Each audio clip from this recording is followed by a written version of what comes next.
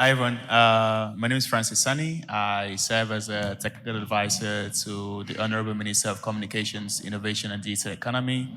I advise on innovation, entrepreneurship and capital. And I also have the privilege of leading the team that designs and implements the 3MTT project, which is the world's largest technical talent accelerator. Thanks.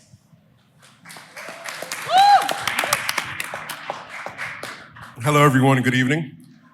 My name is Emeka Ejena. I came back to Nigeria a decade ago. Since then, I've been involved in the innovation ecosystem in many different ways. So I guess some of the highlights from 2018 to 2023, I was in Togo building a company called Gozem, launched it, co-founded it, scaled it to a pretty big business in the region. And just the reason I mentioned that is, in that region, it's a pretty underserved region. And we were one of the first kind of real local content platforms that's not WhatsApp, that's not Facebook, that you could do something and actually tap your phones and see something happen in real life. So we inspired a lot of people in that country. Currently, I run AfriDigest, which is a media and strategic intelligence platform focused on, helping founders build better, helping investors get smarter about the opportunities on the continent and helping global capital identify opportunities locally. So really excited about this conversation. Hello, I'm Rolake Roshiji. I'm the Regional Director for Africa for SeedStars. SeedStars is a venture capital fund, and also we provide consulting and technical assistance training and capacity building for early stage startups. And I'm responsible for everything that is not VC. So all the early stage impact investments, blended finance, technical assistance.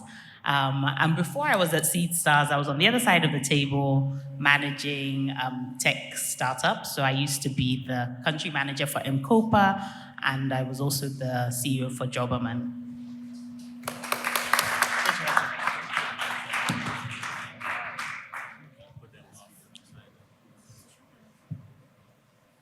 Okay. Hello, everyone.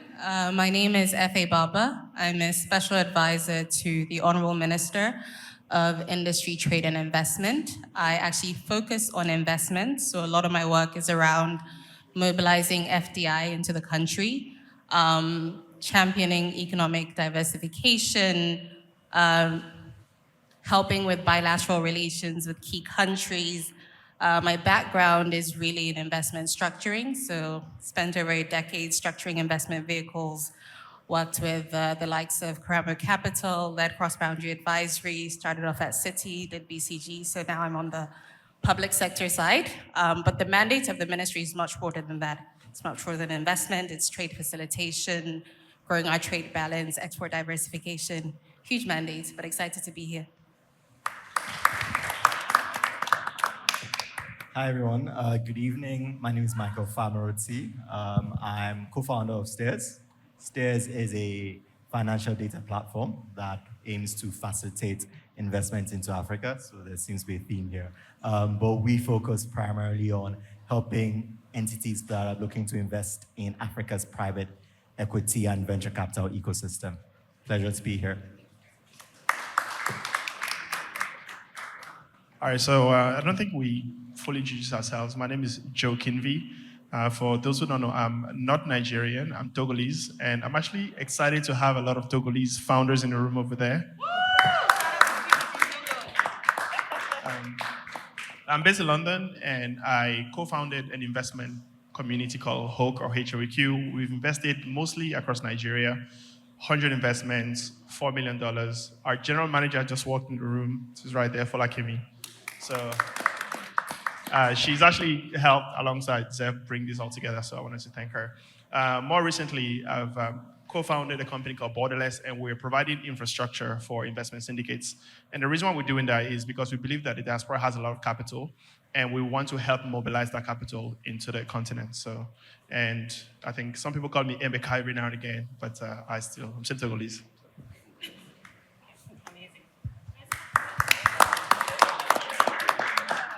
Okay, and hi guys. For those of you who don't know me, my name is Zephia Oviai-Kem. I'm the founder and host of the Star Network podcast. Essentially, what I do is to share stories of African founders, so people like yourselves in the room. I started because I felt like enough people we weren't telling our stories, right? We were leaving those stories to be told by other people. And there wasn't a way to sort of archive that this is the great work that African founders are doing. So think how I built this or Diary of a CEO, but for Africans. That is essentially why I started. It's been 2 years now. I have a team of 2, plus me making it 3. So please, a round of applause to them because we honestly don't sleep. As I'm here, I'm like texting them, like we just don't sleep. But yeah, the whole essence today is to just have a real conversation, learn from the experts on this table, and yeah, just solve problems for, who knows, in the future, this can turn into like a real policy roundtable where the government is coming to say, these are the experts and let's put a paper together. Okay, so thank you. Okay, so great. That being said, we'll start the panel. The panel has a couple of themes according to everyone's expertise. So we have a macroeconomic theme, which Michael Famaroti is going to take as our chief economist. We have a VC theme, which Rolake is going to take, and Emeka as well as an investor. We have a job creation theme, which Francis is going to take. Also, Joe, who's also an investor, will also take things around VC as well. And for FA, we have a theme around trade and investments. So over to Michael. Michael, we'll just begin with the macroeconomics because it is the most important and foundational thing to why we're here. Macros determines everything. As young Nigerians, we see the news, oh, inflation has gone up, oh, they've removed fuel subsidy. People are complaining that, things are expensive. I go to the supermarket, it's gone up by X, but my grocery amount is like so little. There are electricity hack tariffs. What is band A? What is band B? How can you ensure that those things are actually being captured and measured? So I think it's important to start with you on where is the true form of the Nigerian economy today. I did see that on the news we're at about 3.9% for H1 of 25. There is a prediction by the World Bank on where we're going to end, but it'd be good to hear from you on where the economy is. Thank you. Thank you, Zeph. So first of all, disclaimer, this is a non-politicized view of the economy, right? So they've not paid me, and Zeph has not convinced me to say anything specific either. So I think the first thing to say is that actually things are getting better. And when people hear that, they roll their eyes. But it's the truth. You mentioned inflation. I think inflation actually just came out today. I think it was about 18% year on year. You look at the FX rates, which is probably the most popular, economic. I think that's how everybody knows about the economy because of FX. It's been stable at 1.4 to 1.5 for like 6 months now. You mentioned that GDP growth, I believe Q2 actually registered at like 4-point-something%. So things are picking up, right? That said, they're picking up from a pretty terrible base. What that means is, inflation is a year-on-year figure as per how much have prices increased from last year. Now, in December last year, inflation was 33%, meaning in 2024, prices went up 33% officially. If inflation ends this year at 15%, that's great, but that's another 15% on top of what you just paid more for, right? On the FX side, we are delighted that it's stabilized, right? You can now go into Zara and, pay for things with your Zenith card and no story because there's FX. It's fantastic. But I was talking to somebody yesterday, and while we were saying, props to the current government for stabilizing the rates, the issue is that now that it's 1.450-ish, the problem is that zero at the end. Because 10 years ago, it was 1.45. So over the last 10 years, there has been a huge decimation of wealth and incomes. That means that even as things are picking up, it's going to take time before people begin to feel it. And that's both businesses and individuals, right? To use a medical, example, right? Nigeria has been a very ill patient for 10 years, right? We've gone on life support at some point. They had to revive us a couple of times. Now, we're stable, but we're still ill. But we're getting better. So when the doctor tells you that you're getting better, it's true. And he's not trying to lie to you because the government paid him. It's true. It's just you're still ill, right? When it comes to what we then do with that piece of information, it's very important to understand that we can't change the past, and what matters is the trend. And the trend is definitely positive. So if I'm an investor, I'm investing in advance of even better days. If I'm a prospective business owner, I understand that the market now is brutal, but in 18 to 36 months, demand will look much better, and vice versa, right? So it's still painful times, and there are still a few hiccups ahead, and we might talk about those, but generally, things are getting better, are picking up, and we just have to begin to get over the trauma of the last 10 years, unfortunately. Can we get a sense of the room if people are feeling that things are getting better? Put your hand up if you feel or think things are getting better. I mean, we'll try to eventually ask why. We'll ask why you think and feel that way. Yeah. So we will, don't worry, we will come back to each topic and ask the questions. Okay, so it sounds like things are getting better. We're still here. Okay. All right. Okay. All right, great. So we'll do a show of hands to why things are getting better. So Michael, just touching on what you said about a lot has happened, there's been a lot of shock. I think I want to speak more to like electricity and what's happening, right? Electricity, people are complaining, look, my NEPA bills are just out of this world. I don't understand it. How are people able to track that this is actually what I spent or my usage versus what I'm being billed? And I feel like that then brings into question also things like alternative energy, like solar, right? So in my house, and shout out to my husband for that, he was like, solar is actually the way forward. It is an initial like cost to set it up, but in the long run, it does make a lot of sense. But what should companies in alternative energy be doing to push for the use of solar in households? But secondly, just being able to just curtail the power shortage supply situation. And when it comes to fuel and our dependency on fuel, and I know that that's a separate topic because now we actually produce, where do you see the future for like EV vehicles in Nigeria? Thanks, Zeph. There's a lot in that. First thing is just, show of hands for anybody who knows exactly how your electricity tariff is calculated.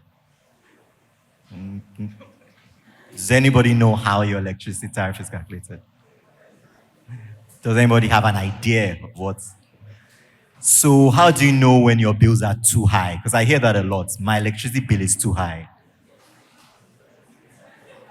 Okay, wonderful. It feels high, yeah. So the reality is, and I don't want to leave this room unpopular, right? But the reality is, if you've worked in the energy industry, particularly in the electricity distribution side of things, or even the generation side of things, there's a phrase that you hear often and often, cost-reflective tariffs. As per, I'm a business owner. I'm providing a service to my wonderful Nigerians. I need to be at least paid the cost of providing that service. Since we did the liberalization in God knows when, 2005, I can't remember, the people who have been giving us electricity have rarely been remunerated adequately by the consumers of that electricity. And the government actually, I feel, has entrenched that by coming up with all sorts of strange workarounds and funds, tapping the World Bank, tapping this, without addressing the fact that they've subsidized electricity in a way we understand that they subsidize petrol, right? And then one day, they woke up and said, okay, we've taken subsidies out for petrol. They didn't burn the National Assembly. Let's also take electricity subsidies. And people were like, which subsidies? What are you talking about, right? But the reality is that in the next 10 years, I hope, and I also pay electricity bills. I've not yet switched to solar, unfortunately. But I expect that in the next 5 years, my bills are going to jump. And I would like that to be the case. I see some people already being very upset at me. But the thing is that if it doesn't happen, it means that we do not have energy infrastructure that enables productivity. That's the reality. Now, that's where solar comes in. I'm a very big fan of solar. So if people are seeking to sponsor solar in my house, please let me know. Actually, my estate, because they're fighting over whether to adopt solar or not. But the thing with solar in Nigeria, particularly for households, is that the adoption curve is likely going to look something a bit like a reverse hockey stick, right? Like this, right? So you drive around Lekki and you see solar panels, right? So you drive around Maitama and you see solar panels, right? But it's not yet the norm. And there are a bunch of reasons for that, right? The upfront cost, yes. There are behavioral issues. There's also the fact that Nigeria's local or domestic capacity to produce elements of the solar systems is wonky. The government at some point imposed tariffs. So there's a lot going on there, right? And I think a lot of investors would also say that they've not always found the backable solar companies, right?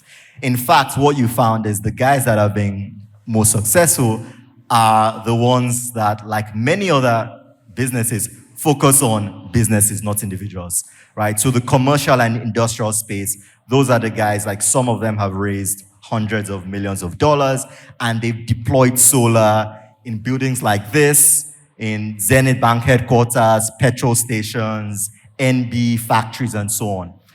I think that's great because we need, or the reality is, solar uptake will be highest where the economic use of energy is optimal, right? So I'm not as worried about the pace of change on the retail side, mainly because one of the barriers to solar traditionally is the fact that you basically are self-catering your own power. But Nigerians are used to that, right? People buy small gen, big gen, you put both, you change one in the evening. So we're used to buying our own power system, right? So I think as long as we continue to overcome the technical, financial, exports, etc. challenges that stall solar adoption, it should be fine, right? When it comes to electric vehicles, I'm a lot less positive about that, right? Same with LPG or anything else that they bring that is not petrol, right? There's too many factors in play there, right? And one key thing that you can even say is you need to solve electricity before you solve EVs, right? That feels like a very clear horse and cart situation, right? So I think that one is, in my view, a bit more fluff. Nice sound bites. I see Teslas around. I'm like, that's good for you. But I don't expect a change. What I hope is that we take a leaf from East Africa and part of Francophone West Africa, where they've recognized that perhaps we can begin EV adoption on the commercial vehicle side, right? As opposed to asking some random guy to swap his car, can we get buses, etc. So that's where I'm like, why haven't we seen enough, right? So yeah, that's what I'll say. All right, so we're just about time, but we have one critical question, and first to you, but also please feel free to chime in. As somebody who invests in Nigeria, over the past 3 years, since the Naira has been floated, it went, depending on where you get your Naira, from like 400 to 600, between 400, 600 to 15, 17, 18. But over the past 6 months, it's kind of stabilized, and I think people like that.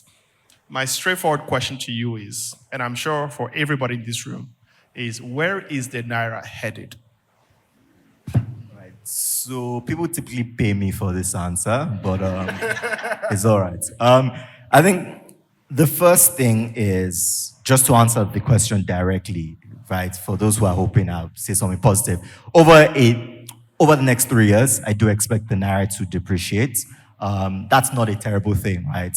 The naira has historically depreciated. Like your parents might tell you of a time when it was 1 naira to $1, right? It is historically depreciated, and that is actually to some extent desirable for an emerging market economy, right? The issue is how the magnitude of the depreciation. Like if you're going from 400 to 1.5, then you're throwing everything off course. The predictability of it as well. So if I can estimate that, look, on average, it's going to depreciate by 3% a year, I can plan as a business or investor, right? So I think those are the issues. And right now, based off the status quo in the FX markets, we do expect steady depreciation, right, between now and, say, 2029.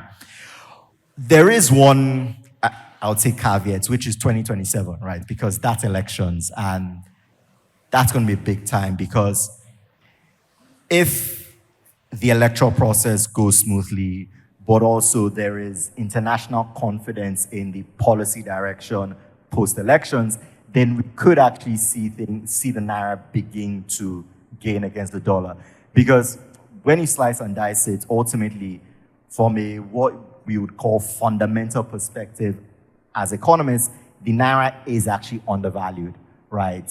So, but the problem is that the market, understandably, has priced it at this point based off 5 to 10 years of not being able to access dollars with naira, right? So essentially, I do expect depreciation, but I'm hoping that post-2027, things actually begin to improve, right? We've seen it actually in a few countries this year.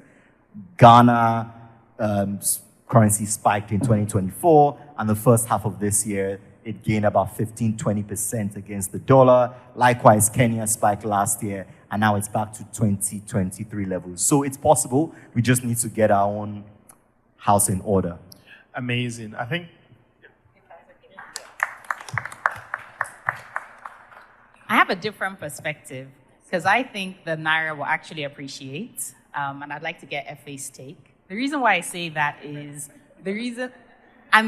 this thing pained me because I had some money to change when the naira was still 1,800, 700, and I didn't do it on time. And so I had to look into, okay, why did the naira stabilize? I'm not a bad Nigerian. I was happy, but it pained me. And when I looked into that, I saw that it was because in the last few months, the Nigerian economy has had its highest trade balance in a very long time because exports have increased, thanks in part to the work that you do at the Ministry of Trade and Investment. So I'd like to actually get FA's take on, do you believe that the exports will continue to increase? Because if our trade balance continues to positively improve, then the fundamentals behind the FX rates will mean that the FX should continue, our currency should continue to appreciate. So I would like to know your perspective. Hello, okay. I feel like there's only one answer to that, fundamentally, because that's what we're here to do. But we'll probably talk about that a little bit later. Yes, we had a target. We're definitely going to exceed that target this year. And that's been very intentional in terms of how we've positioned exports, but more importantly, the future of trade. We've benefited from, I want to say, some of the protectionist headwinds from the global north, but there's also been a lot of intentionality as it relates to some of the enabling infrastructure that will allow Nigerians to trade across borders. I can talk about some of the things that we're doing later on, but there's been a lot of intentionality with bilateral relations. With the UK, you'll see our trade balance grew with them. We signed a enhanced partnership agreement in February of last year. We're being more intentional about implementing AFCFTA. And so we're going to see intra-African trade grow. But more importantly, we're actually pushing very heavily trade and services. So we see the future of trade in that direction, digital trade, creative exports, and creating a lot of the enabling environments that allows that to happen. So IP protection and all of that good stuff. So hopefully we'll see results from that. All right. Well, thank you all. Did you enjoy that segment? All right.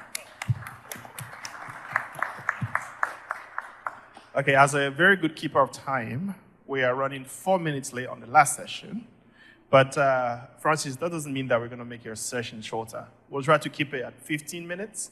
So I will pass the mic over to Zeph to move on to the next section of this roundtable, which is job creation. But before I do that, I want to know how many people in this room have jobs? At least one, because I know most of you have more than one. So please put your hand up if you have a job, if you're not a founder. Oh, you mean like a corporate professional? No, if you're not, okay. Wait. Okay, sorry. Okay, if you have a full-time job, if you're an employee of a company. Guys, why are you shy? Are you an employee? Are you an employee? Okay, so nobody wants to be an employee. Nobody wants to be an employee. I am my own boss. There's nothing wrong with that. Your side hustle doesn't count. If you earn income. All right. Okay, I can see that only half of the room is an employee, so we have a lot of founders and investors here. But Zeph, over to you. So thanks, guys. We're going to move on to the job creation section by Francis Sani. Francis, I'm going to leave you to explain what the 3 million technical talent is, but just shortly, an overview is that you're trying to empower the next digital economy of Nigerians. And I think it'll be good to know what that impact has been, because you see a lot of initiatives that come up with different administrations, and it's very difficult to track impact. It'll be good for you to sort of just break down, distill in terms of numbers and what you've been doing to create job creation for young Nigerians. Thanks a lot. I think the bit I'd like to start off with, and maybe I'll take a leaf from Michael's book. In the last 4 decades, Nigeria's GDP is 10x. In 1985, our GDP was somewhere around $25 billion. Today, it's north of $250 billion after the rebasing of the GDP. But I'd like to ask here in the room, how many sectors do you think have contributed positively to the growth of Nigeria's economy in the past, let's say 20 years? Do you think it's more than 20? Show of hands, if you think it's more than 20 sectors that have contributed positively. More than 10? Let me see. Wow, you guys, I didn't expect so much. Less than 5, if you think it's less than 5.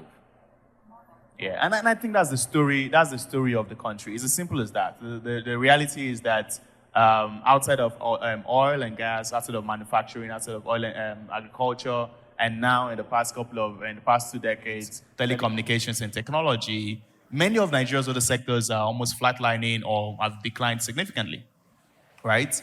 And yes, technology is good and digital services is good. And one of the things that people talk about when they talk about 3MTT is like, oh, you guys are trying to train people with technology. And for us, it's not just about software. Like technology is in software, right? What is the fastest way for us to be able to drive growth in these sectors that are flatlining or that have declined? We need to be able to find a way to be able to drive technological innovation, because that's what's going to allow us to be able to increase the outputs and ensure that the rate at which we're able to grow our sectors can grow. And that's the goal with 3MTT.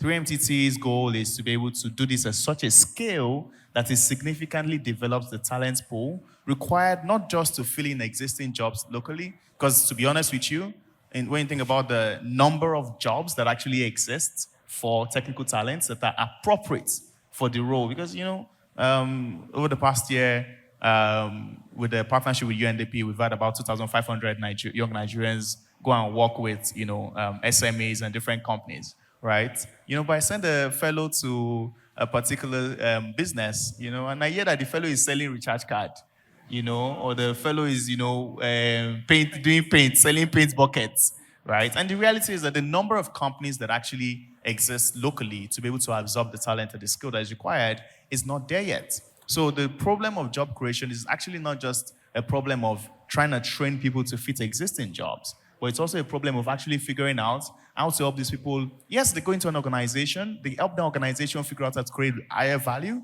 create better value, but more importantly, we need to find a way to be able to enable them to be able to create opportunities themselves at a certain quality that is higher than the quality of organizations that sell recharge cards and pin buckets.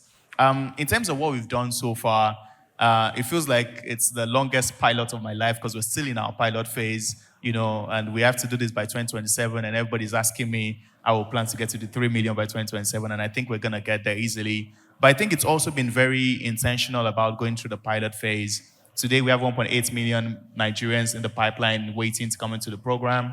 Over the past 18 months of our pilot phase, we've onboarded about 130,000 people into the full program. The number of fellows who have accessed our resources and used that to create stuff, over 300,000, actually going through different sort of trainings. In that space, our program is quite rigorous, so the percentage of people who graduate from it is about 20%. So we've had about 25,000 or less people graduate from the program, and we've unlocked over 15,000 job opportunities for them within that time frame as well. Thank you very much.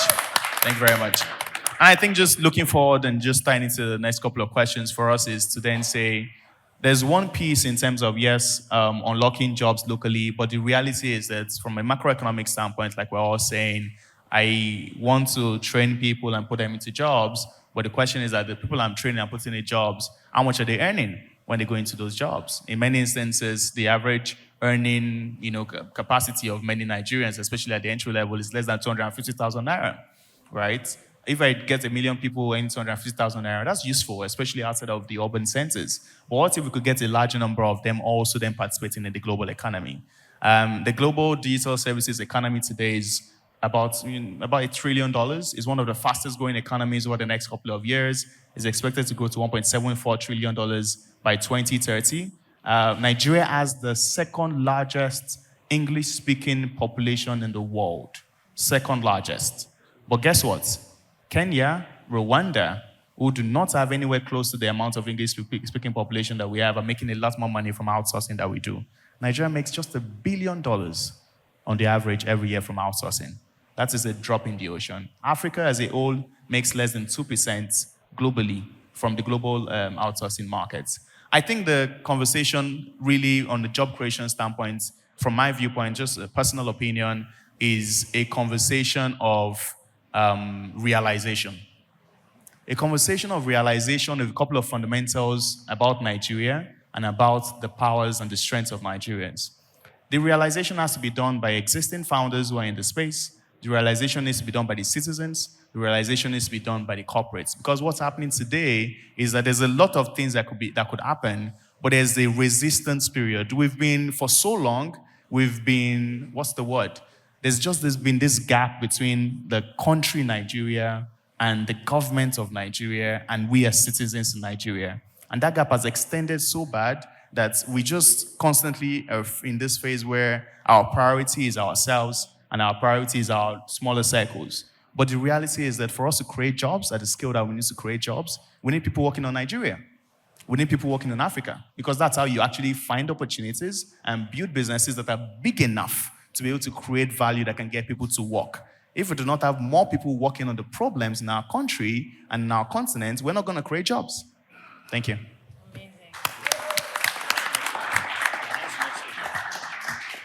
So on the topic of job creation, we did some research before this panel, this roundtable, of course, and one thing that we saw was Nigerians' brain drain recorded at 6.6, and the global average, so out of 10, global average is 4. And what that means is jackpot is real. We all know so many people. I'm sure. Please put your hand up if you don't know anybody who's jackpot. That's what I thought. No, one person put that hand. There's one person. So you don't know anyone who's jackpot. So while like 3MTT is doing a lot of work to essentially, train and create or help create jobs, you have a lot of the middle class that's leaving. And the question here is, what are the policies that 3MTT is working on to essentially help people stay here after they're trained? Because when you train them and then they leave, that's your loss, or that's the country's loss. What needs to be done to get people to stay? To be honest, I don't know if a policy is going to solve that, guys. Am I going to create a policy that would say you don't go to, Paris, or you know how many people are on Twitter? I go on Twitter and people are like, God, pray. People are going to Shiloh to pray for money to Jackpa. Which policy will change that? It's not, right? I think that it's as simple as that. Why are people leaving? It's what I said. There is such a gap between our identity and our identity of the nation. And because we don't have that, number one, what's happening is that it's not even allowing us to see the opportunities locally, right? It's simple. When Ikoyi go to VI, go to Lekki, look at some of the most successful hospitality businesses in Nigeria and in the island today. Are those businesses run by Nigerians? Some of the most successful ones? No. Right? I had a friend the other day who was in flower shop, and he said that there was this American who was overhearing the conversation, and this American had saved up his money, moved his family back to come to Nigeria because his Lebanese friends had told him that Nigeria is the best country in the world to make money. Yes, you have people who are literally, from the outside looking in, who are seeing the opportunity. But because of, there's a certain view, which I think, ironically, I think that while the president is extremely unpopular, I think some of the projects that he's doing and the slight fruits that are beginning to show from those projects are allowing people to switch up their mindset slightly. To the point on brain drain, and this is a personal opinion, I don't think it's a problem. What do we mean brain drain? Let's look at the data. Yes, you looked at that data, but then look at the data of immigration into those countries. There's hardly any of those countries that were in the top 10 relative to our population, right? The Filipinos, the Indians, the Chinese, everybody is emigrating at a faster rate than Nigerians. Yeah. How many of our people can afford to emigrate at the level? People are doing for funds and all of these different scams to be able to make it happen, right? The challenge, number one, from my viewpoint is because of that gap, when people leave, there is no bridge. So it's almost like we're losing on both ends. Because other countries, people leave. Yes, they go on to have more prosperous lives. The African diaspora, the Nigerian diaspora, if you look at GDP per capita, I think it's in the top 25 in the world in terms of the wealth that exists. But how much of that is coming back outside of remittances? And, which is what you're trying to do with Borderless, right? How do we create that bridge? Because if we have more people going out, it's extremely important for us to we have less than 5 sectors growing at the rate that it needs to grow at. We do not have the technical expertise to be able to grow it the way it needs to be grown. So we need to actually go out and get that knowledge and bring that knowledge to grow the country. Or we need to be able to find a way to bridge the people who are already there. Either they come back or in some way or the other, they are able to contribute back. So I think, number one, which is why when we started off, people were like, oh, you're doing 3 million, the training can never be quality, you're going to get, bad developers. See, when I was in CC Hub, I used to have all the Unilag boys that used to just come to CC Hub to play games and to attend events. All of them are in Germany, all of them are in UK. They didn't even need training for them to get to where they are. You're not saying the ones that I give 3 months. The 3 months is enough for them to get started, right? If we are able to increase the scale at which the talent exists, then it is no longer a question of brain drain. It is only a question of brain drain if we have a small number of people who have the capacity. But if we scale the availability, where you're looking for a blockchain developer, you're looking for the best talent in the world in Nigeria, and you're not just finding that talent from Lagos. You're going to Bauchi. One of the highest paid blockchain engineers on the continent is in Yola, in Adamawa. And there's talent like that across the entire country. I'm curious, in the room, how many people in the room have talent that is living outside of Lagos, Abuja, and Port Harcourt? More than 10% of your talent pool is outside of Lagos and Port Harcourt and Abuja. Not a lot. So even within Nigeria, we are not hiring and finding the best of our people. Talk less of the continent, right? So to summarize, brain drain is real. I do not disagree. It's happening at a fast rate that is hampering our ecosystem negatively. And we need to be able to find ways to be able to ensure that people stay. But the way we ensure people stay is for people to be able to see that prosperity is possible here. People stay when the greener pastures that we seek no longer seem to be on the outside, but they seem to be here. And with the infrastructure projects that have been done on the physical side, on the digital side, and on everything that is being done with the government, I think that Nigeria is at a point where in the next 25 years, if we get more people working on Nigeria, we are going to have the most incredible country in the world. Thank you, Francis. We're going to move on to the next theme, but just a solution to support what you said is, I think that companies can create their own world. And what I mean by that is, if you have a company that decides to have the best culture, great pay, just respecting the employees, you will find that a lot of people stay, because most times people leave the country because they don't have that. And I mean, I have to just say, it's shout out to Paystack. Me and Joe are ex-colleagues of Paystack. Tommy's in the room, Ibi's in the room. A bunch of, Paystack people are here and ex-Paystack. And what we found was we didn't want to leave the company because the culture was just incredible. So I think that's a thing to work with private sectors. Like, how can you ensure that culture is high to retain talent? Thank you. But just moving on to FA, VC investments. So, trade and investments. Okay, so trade and investments. So FA, you working with the Ministry of Trade and Investment, the mandate is essentially, how do we diversify from this reliance on oil? How do we support businesses, local businesses? How do we push the Made in Nigeria narrative? Could you please share with us reforms that have been put in place by the ministry to encourage more exports of local finished products? Thank you. Thank you for that. And thank you, everyone, for having me.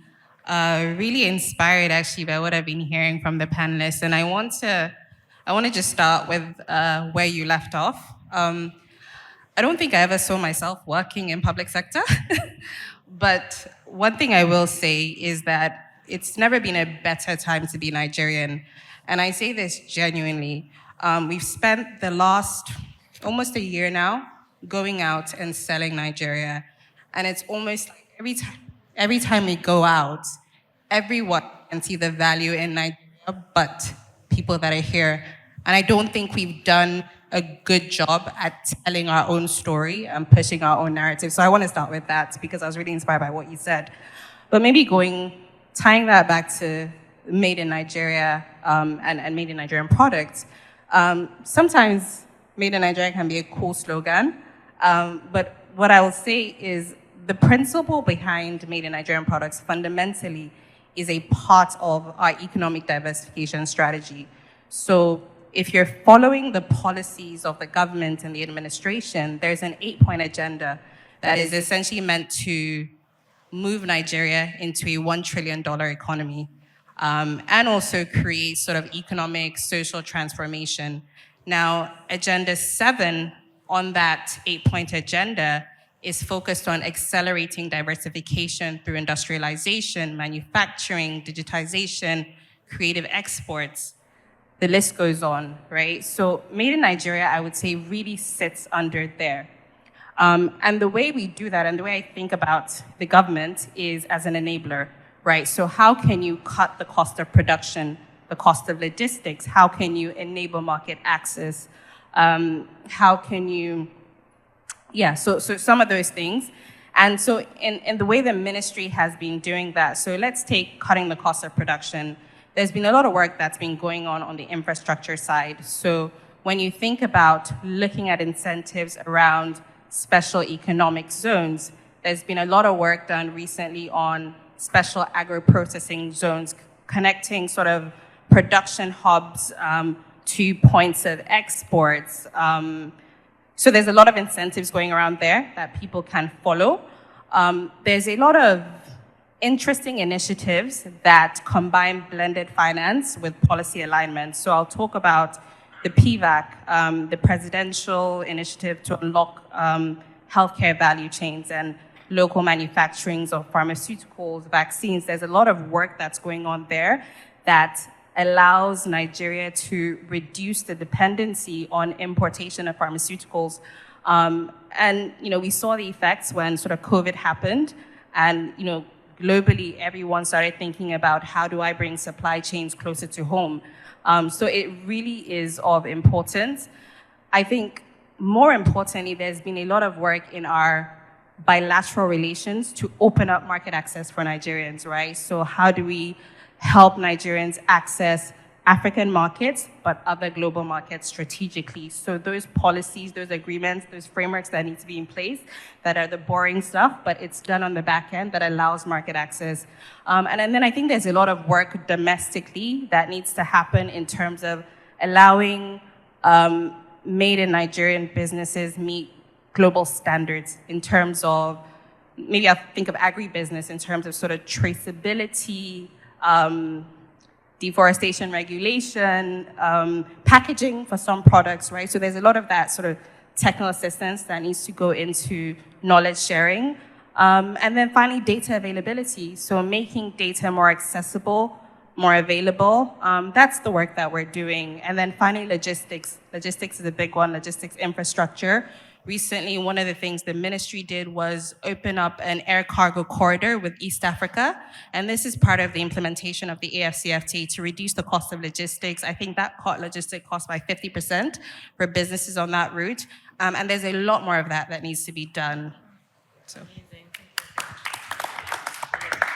Thank you, Effie. I think that was really interesting to hear, and I'm sure that some people in the room, did you know that the government was doing this? You can just show your hand. If you didn't know, put your hand up. Okay. So me too, yeah. So no, thank you, Effie, for that. And I think the key thing you touched on is access, right? And that's the whole mandate of AFTA, which is the African Continental Free Trade Agreement, right? After we've heard about it, you see it online, and this is not me coming for anybody, but prior to that, trade between African countries was between 15 to 18%. Now there's the implementation of AFTA. I think my real question to you is that, is it working? Like, is it really making an impact? I know you mentioned a couple of initiatives that are happening, but there are still bottlenecks that need to be curtailed. So for instance, I am a fashion business.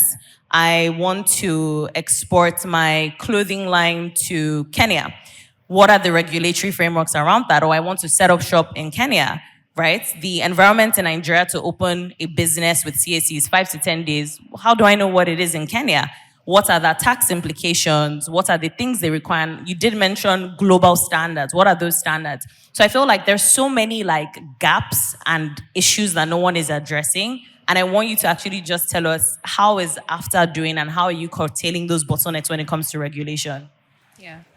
No, thanks. That's a good point. So your first question around whether the AFCFTA is working. I think inter-African trade has grown about 12% between 2023 and 2024, right?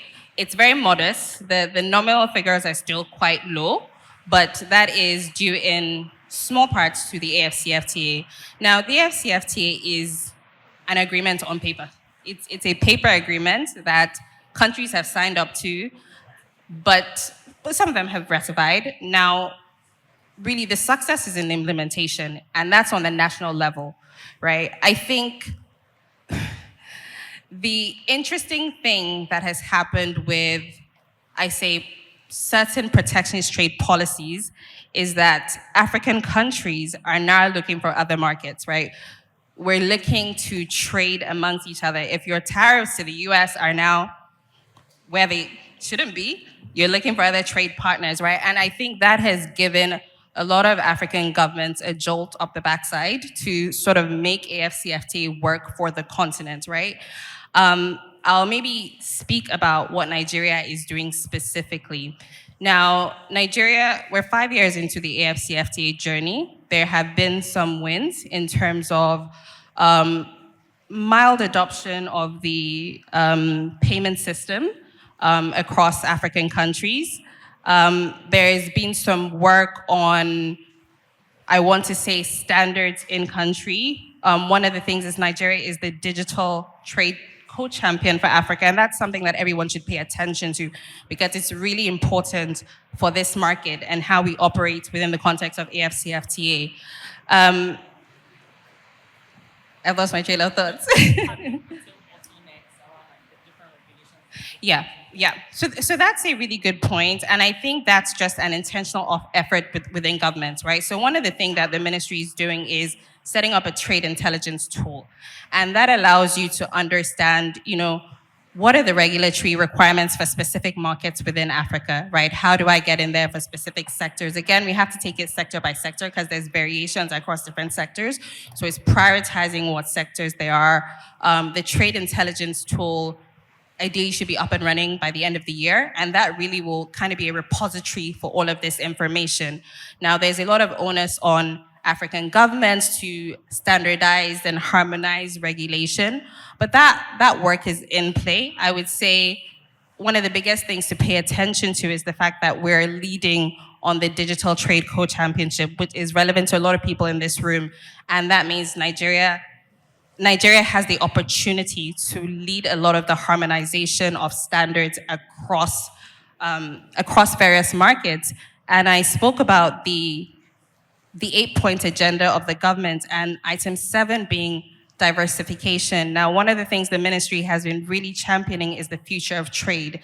And what does the future of trade look like? Trade beyond trading goods, but trade in services, and how do we accelerate that? How do we enable that?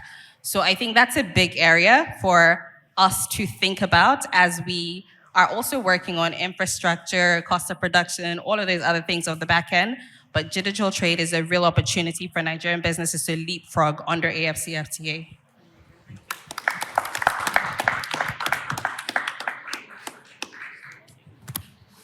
All right, so can I get a feel of the room just to check how everyone is feeling? If you're feeling great, just say yay. And how are you feeling about the last session? Did you feel confused? Do you know anything about AFCFTA? I still can't say the full word. Yeah? Did you learn anything? Okay, great. All right. Okay. Can I just add something? I just want to add something there. I think it's important to understand our incentives, and we have different incentives on this panel. We have some people who have the background of government, so some of the stories being told have certain incentives, right? You started that question with the data around 14 to 18%. Afrex and Bank's data for intra-African trade last year was 14%, right? So it went from 15 to 14 actually over this time period, right? So, but 14, 1-4, right? But I think, look, AFCFTA is important. It's transformational if and when, completely implemented. But I think, foundationally, if you look at macro and kind of the, what we're talking about here, I think there's a fundamental problem because even if AFCFTA is fully implemented, there's still underlying problems. I don't think, I say sometimes Africa doesn't exist, right? And you could even come down to that and say Nigeria doesn't exist. When I first moved back here, I was getting an apartment, Lekki, right? Everything was all set. Filled out the application, saw my name. Oh, you're an Igbo guy. No longer on the market, right? So we're talking about, integrating markets. But, and that's just a personal situation of Nigeria. You have Nigerians going to South Africa, and there's issues there, right? You have certain, there's a lot of issues before we really talk about integration, So it's not all rosy is one thing I want to pick up on. But I think, I think Francis mentioned something that I did want to respond to, which is it's an issue of relevance, right? I think the most important thing we all should be thinking about, having the privilege to be in this room, sitting here, in the air conditioning in Ikoyi, is thinking about job creation. I think there's a jobs crisis that people aren't really appreciating, right? You see what's happening right now as we're talking in Madagascar and Morocco. Young people are rising up because, they see elites doing well, right? And they're still struggling. And you look at Nigeria, you see elites doing well, right? And a lot of people still struggling. Of course, things are improving compared to the past, right?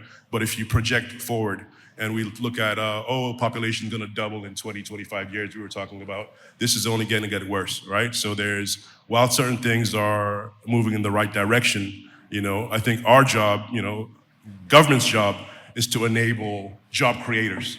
And those of us in this room, our job is really to enable jobs, right?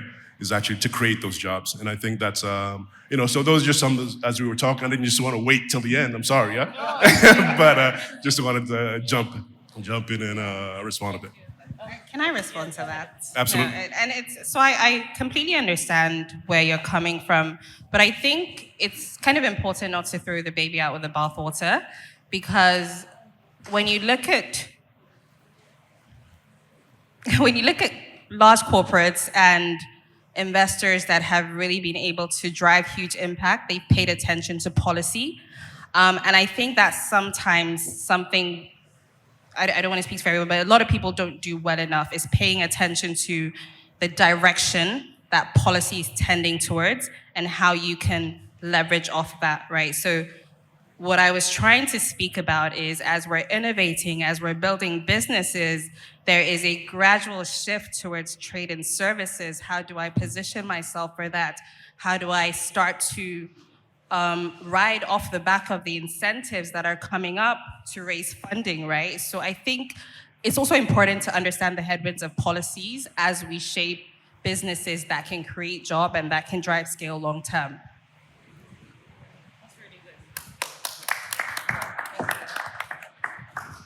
All right, so we are nearly there, but we have two sections that I think a lot of people would be very interested in. The first one is VCs and startup funding. Can I see a hands up of all the startup founders in the room? Okay. And how many of you are fundraising?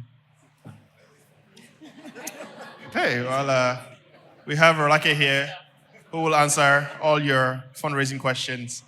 And Rolake, my first question, I'm going to go straight into it. You know I go straight into it, which is, what needs to change for Nigeria to unlock private capital at scale, not just from large institutions or FDIs, but like from private local funds and especially those in the diaspora? Also, just to share that even us as VCs and entrepreneurship training organizations, we are also fundraising. So we're all fundraising together. So what has to change for Nigeria to raise funds from within our own economy? So Nigerian HNIs, businesses, corporates. So I think it's a great question, because I think a lot of people here who are perhaps tech founders, a lot of the funding right now is coming from the US, Europe. We've seen that Nigeria has been, over the last 5 years, raising the largest amount of international funding in the continent. And that figure has actually dropped in the last few years. So Nigeria used to raise about 35% of all of the tech investments coming into Africa around 2021 to 2022, and that's now dropped to about 25% because of the macroeconomic issues. We've talked about FX, global economic downturn in general, and Nigeria being seen as risky. So I'm giving this background to say the question is really pertinent. How do we get more funding from within our own ecosystem? We have a lot of money in Nigeria, and this panel is refreshing to hear the positive side, but a lot of that investment is going outside. So when we're looking at the pension funds in Nigeria, we have 22 trillion assets under management from all the pension funds in Nigeria. That is nothing to sniff at, but they are very risk averse. Rather than looking at the tech sector, they would rather look at more stable opportunities to invest in. I'll be very keen to hear Francis and my other colleagues' points of view. So I think within the space that we're all playing in, entrepreneurship, in order to make this sector a bit more attractive to the pension funds, we need to provide opportunities that are more guaranteed through some government policy. So I'm a real big fan of blended finance opportunities in the tech space. For example, rather than only looking for equity investments to come into the space, why does the government not provide guarantees and support? For example, there could be a matching fund. So for example, as Seed Stars, we manage a program funded by the German government where they were giving 100,000 equity to tech startups across Africa, but only if those startups could raise matching funds elsewhere.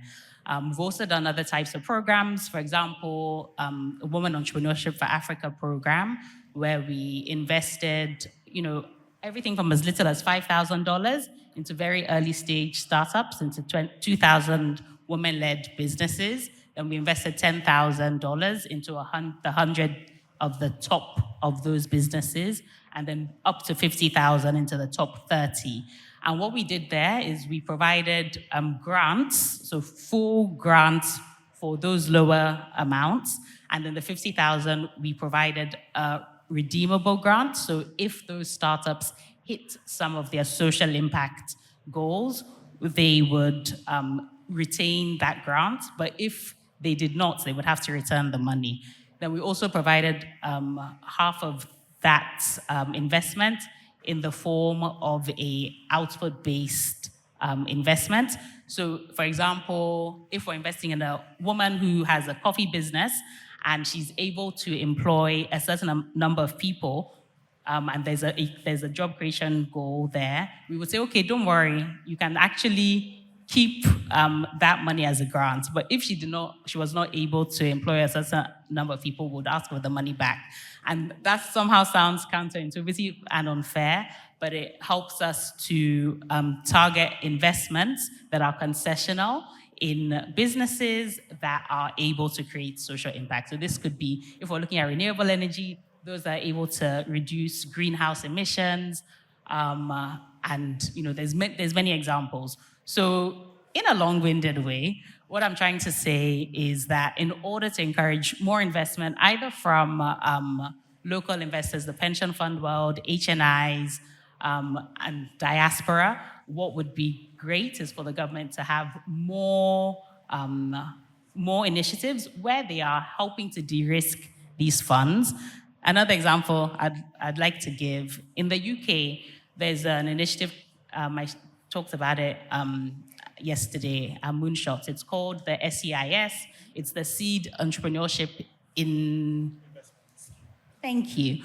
And basically what that does is for anybody that's investing in early stage companies in the UK that are 2 years or under, the UK government has helped to de-risk this sort of activity by saying, if you invest an amount, 50% of that amount that you invest will be taken off your own income tax bill at the end of the year. So if you invest $10,000 in a company, we're going to give you back that $5,000 off your income tax. So technically, you're only investing $5,000. And then also, they've said, if you now lose that money, that startup you invested in fails, we're going to give you back 45% of the amount that you invested off the loss that you made. So I mean, why wouldn't you take that risk and make these investments in early stage startups in the UK? So I think in Nigeria, we need to also think in that same way to make VC more attractive. We all know that not every company can 10x. It's a huge risk. So how do we make it more attractive? People are using their hard-earned cash. And personally, before I got into the VC space, I was doing not angel investing, but mini angel investing with tiny amounts of my savings. And I was there, it was during COVID when there were all these cool investment clubs spouting up, Future Africa. There were a number of them, and you would join these Zoom calls during COVID, and they'd be like, just put in some money, put 10,000. I'm like, 10,000 is a lot of money. But anyway, I was joining, and you're like, how do you pick the one that's at least not going to lose me money? And it was really hard. And I lost all that money, my little money. But it would have been wonderful if I knew that the government had my back, that, hey, I'm taking a risk on these startups. And I'm going to put more in because even if I lose it, the government will give me back 45%.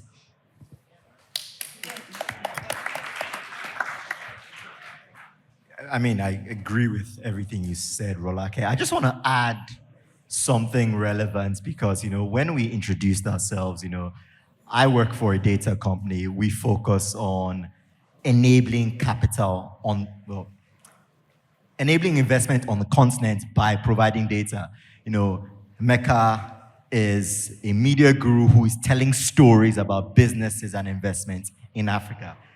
FA in the ministry, she goes around selling Nigeria, right? It's important to understand that there is friction stopping that hinders capital from flowing, and this is both local and international capital. And that friction, or one key friction, is information, right?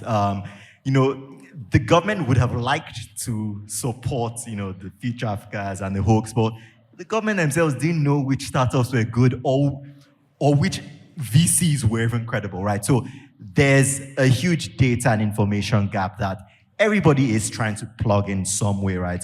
But the reality is, you know, capital will not flow to places that are uncertain or opaque, right? And that's why it's so important that, as I can't remember who spoke about telling our stories, right? But then also, I guess, in the world we are, where we try and actively provide data to demystify investment in the space, both for international and local investors. Hello. Amazing. That's solid. Thank you, Rolake, and thank you, Michael. And I think, like you said, I'm guessing STAIRS is solving that problem. Okay, good. So STAIRS is solving that problem. Do many of you know that STAIRS actually did the first election tracker? Hands up in the room if you know that. Yay, amazing. Great. So yeah, Rolake, just like you mentioned about blended finance, it sounds straightforward, like when you look at like the West, but it does seem like there's a lot of complexities to it. Like you said, how the UK was able to put in like certain tax incentives. I feel like even in our country, Nigeria, we're pretty much reforming what the tax system looks like. So both you and Michael are very correct in there's a lot of data missing, there's a lot of misinformation. People don't really know how to structure what it should look like. And I think that's even tying to Francis's point of getting skilled people, like beyond tech, but really expert people to give advice, to say, this is how you go about it. Like, can we see people within public sector that have the experience working in finance, like core finance, or working with VCs, and they're able to, like FA, for instance, okay, let me not talk about you, sorry. She doesn't like this, but exactly like FA. So I feel like those things will make a difference, but just again on the VC space, I think it'll be interesting because there are people in the room who, founders, and maybe some of them want to start something. Where is the capital injection going to, right? When it comes to investing on the continent. So usually when you hear about VCs are coming in, your Silicon Valley, etc., it's usually, Y Combinator, sorry, it's usually, oh, you must be financial services or health tech. And like I always say, those things, correct, are relevant. Like our financial system is the backbone of the economy. Health is important, but is there like diversity in where like funds are going into? Just to give the audience an example of these are areas you should be thinking of to start a business in or even to invest in yourself. Thanks for that, Zeph. Yes, so definitely fintech has been the one we all know about, and money has been going in there since the Nigeria tech ecosystem was booming, and you know, most of the unicorns in Nigeria, we all know, are in the fintech space. But there have been very interesting trends lately in the last 3-4 years where climate tech, for example, so fintech, I believe, is still around 45% of the money coming into Nigeria in tech, but climate tech has now increased to about 15-20%. When I was with Mkopa, and that's how FA and I know each other, it was, solar was still kind of like rough and ready, and my job was to be going to Alimosho and Badagry and Ikorodu to like figure out how to sell solar, and it was not cool. It was not cool. But today, climate is a very sexy space to be in. Whether you're looking at solar home system has had its day, but so have mini grids. But carbon trading platforms are looking very interesting. E-mobility in its various forms, whether two-wheelers, even electric four-wheelers. Where else? Agri-tech related applications of climate are an area that a lot of money is flowing into. climate tech in general is booming, and you can see it practically as well because we have this energy issue in Nigeria. Of course, it makes sense to solve this issue through technologies that are alternative energy technologies. Also, you mentioned health tech too. So I think right now it's fintech is still number one, then it's health tech, climate, and logistics and transportation. And I think Nigeria is doing so great in all these spaces. A lot of companies, shuttlers, in the logistics and transport space, raising and doing well. So yeah, I would say if you are a startup looking to maybe diversify is the wrong word, or maybe you're still figuring out what sort of business model you want to have, it does make sense to look into these sectors where it's easier to pitch to VCs. And then one more thing I would just add is, okay, you have these sectors that are raising more and more VC funding, which is good. It's good to know that there's more money there. But I really am a believer in you have to do the thing that you truly care about, and you're willing to sweat your hard blood and tears to make it succeed. Many of us in this room, tech leaders and stuff, you're not gonna stick at any business that you don't really care about. Yes, we all want our businesses succeed to make money, but it can't only be financial. You have to truly have a passion. So I don't believe in saying, hey, these sectors have money, therefore I'm gonna work there, because it's such hard work. And then the very last thing I'll say is organizations like SeedStars, we're not only looking at these sectors that must blow 10x. There's a part of SeedStars that does, and those colleagues of mine, most of the time I email them, oh, I met this startup, and they're like, girl, leave me alone, because I'm coming at it usually from an impact angle, or usually I'm looking at a business and I'm saying, hey, I believe this business can succeed. They're not gonna 10x, maybe they're gonna 2x or 3x, but it's gonna be profitable. So we are looking at businesses that are also in the real economy. They don't have to be the most techie business. We're looking at agriculture. We're looking at people making coffee, making chocolate. We're looking at everything. So I think if you're in an area that needs not necessarily VC dollars, it's really great to be looking at accelerators that are more like ours, that are more impact focused. It's not just SeedStars that does it. The CC hubs,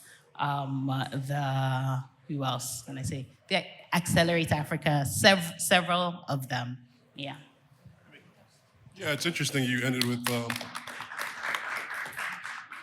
Accelerate Africa, because that's actually kind of what I was gonna. You didn't mention AI at all, and I think when I talk to investors, a thing a lot of people are trying to figure out is what's the collision of AI and African tech look like, right? If I don't think it's a standalone category, not for Africa. We don't have the compute, we don't have the data centers, et cetera. It's going to be an enabler. How do you enable ag tech with AI? How do you enable health tech with AI? So that's something a lot of innovators and investors are trying to figure out, right? So that's one. The second thing I just wanted to say is, I second your point very strongly. It's not because fintech leads VC investment that you should go build a fintech.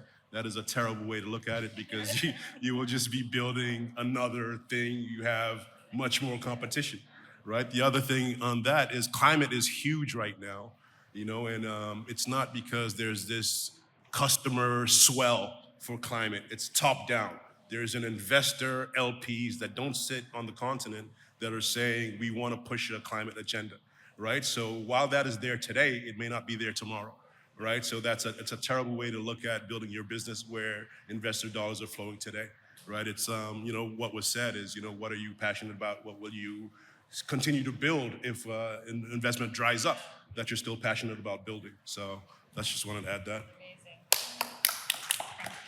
Oh, Francis.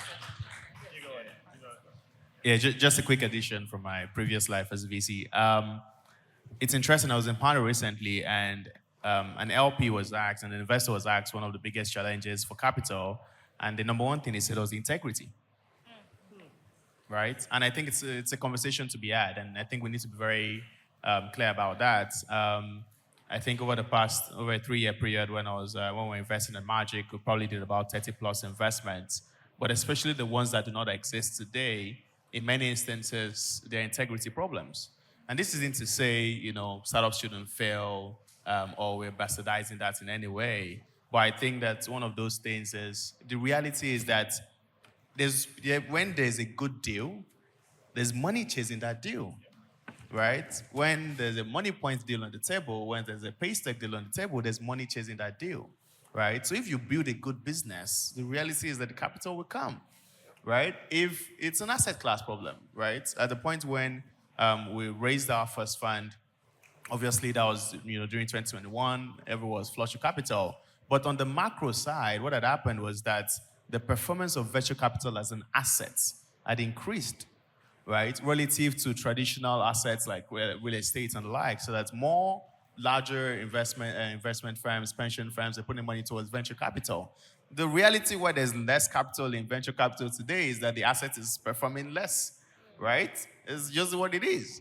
And I think, we need to be conscious of that. And if there's more performance locally, more money is going to go towards that. But for there to be more performance, we need people to have integrity when running businesses.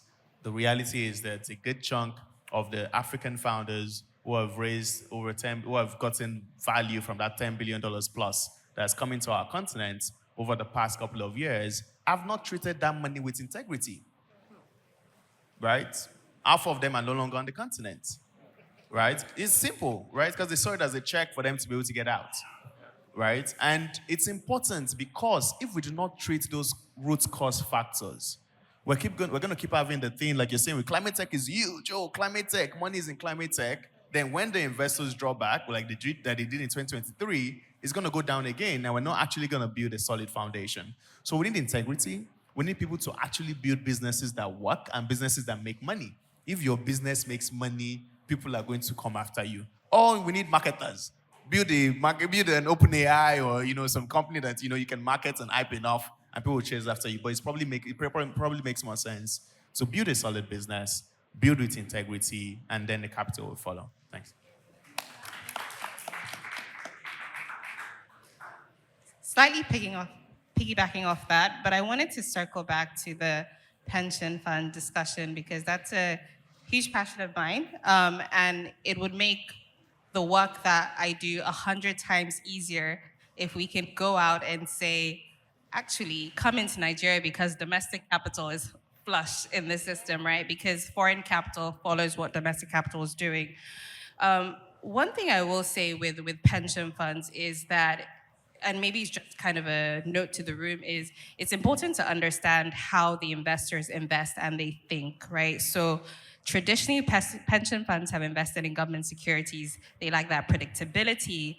Then they can do sort of infrastructure debt funds. They like that predictability and returns. So as you're thinking about, the VC model and investment vehicle structures, it might be worth understanding how they can come in. So in my past life, I did a deal where I was trying to help a pension fund invest in a VC fund. And it was a lot of work helping them think about how to diligence that fund, right? So there's that part of things. Recently, we were in New York at UNGA, and there was a fintech who has actually only raised funding through issuance of commercial papers. And that was very interesting to me, right? So I think it's really understanding how investors invest, how can we create innovative vehicles that can capture that and make it easier for them to come in. There's a lot of work to be done on the policy end, on the government end, incentivizing, but also innovation in the structure can help them understand how to come in. So you've opened up a can of worms with the pension stuff. Yeah. Okay, so question for the audience. Who here would like to invest in private equity deals? Okay. I guess some people don't want to make money, but for those who want to invest in private equity deal, if you have a pension and RSA account in Nigeria, do you know which fund you're in? There's 7, Fund 1 to Fund 6. Who knows? Do you even understand what I'm saying?